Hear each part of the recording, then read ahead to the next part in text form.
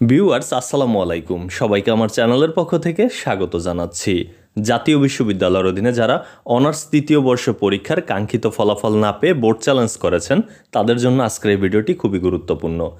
ইতিমধ্যে অনার্স তৃতীয় বর্ষ পরীক্ষার ফর্ম ফিল আপের বিজ্ঞপ্তি প্রকাশিত হয়েছে, কিন্তু এখনও বোর্ড চ্যালেঞ্জের রেজাল্টটি প্রকাশিত হয়নি। অনেকেই যে চিন্তার মধ্যে রয়েছেন যে বোর্ড চ্যালেঞ্জ রেজাল্টের অপেক্ষা করব নাকি ফর্ম ফিল আপ করবো, এই অনিশ্চয়তার মধ্যে কিন্তু অনেকে রয়েছেন। আপনারা জানেন যে অনার্স তৃতীয় বর্ষ পরীক্ষার ফর্ম ফিল আপ চলবে আগামী 15 নভেম্বর পর্যন্ত। আমরা যতটুকু জাতীয় বিশ্ববিদ্যালয়ের নির্ভরযোগ্য সূত্র থেকে জানতে পেরেছি, এই 15 নভেম্বরের কিন্তু আগেই বোর্ড চ্যালেঞ্জের রেজাল্ট প্রকাশিত হবে। যদি 15 নভেম্বরের আগে বোর্ড চ্যালেঞ্জের রেজাল্ট প্রকাশিত হয়, সেক্ষেত্রে কিন্তু যদি আপনার রেজাল্ট পরিবর্তন হয়, আপনার তো আর ফর্ম ফিল আপ করার কোনো প্রয়োজন নেই।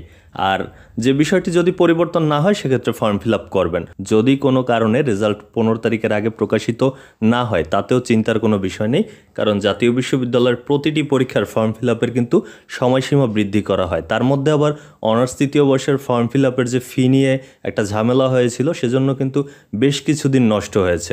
সেক্ষেত্রে নিশ্চয়ই জাতীয় বিশ্ববিদ্যালয় কর্তৃপক্ষ 1 সপ্তাহ কিংবা 10 দিন কিন্তু ফর্ম ফিল আপের ডেট বাড়াবে। তাহলে বিষয়টি বা ডেটটি দাঁড়াবে কিন্তু নভেম্বর মাসের 25 তারিখ পর্যন্ত গিয়ে। আর তার মধ্যে অবশ্যই অনার্স তৃতীয় বর্ষের বোর্ড চ্যালেঞ্জ রেজাল্ট দিবে। তা আপনাদের কোনো চিন্তার কারণ নেই, আপনারা অপেক্ষা করুন। বোর্ড চ্যালেঞ্জ রেজাল্ট পাওয়ার পর যদি রেজাল্ট ভালো হয়, সেক্ষেত্রে আপনার ফর্ম ফিল আপ করার দরকার হবে না ওই সাবজেক্টগুলোতে। আর যদি রেজাল্ট ভালো না হয় বা পরিবর্তন না হয়, সেক্ষেত্রে আপনি সেই সাবজেক্টগুলোতে ফর্ম ফিল আপ করবেন। এই ছিল তথ্যটি। এতক্ষণ সাথে থাকার জন্য অসংখ্য ধন্যবাদ।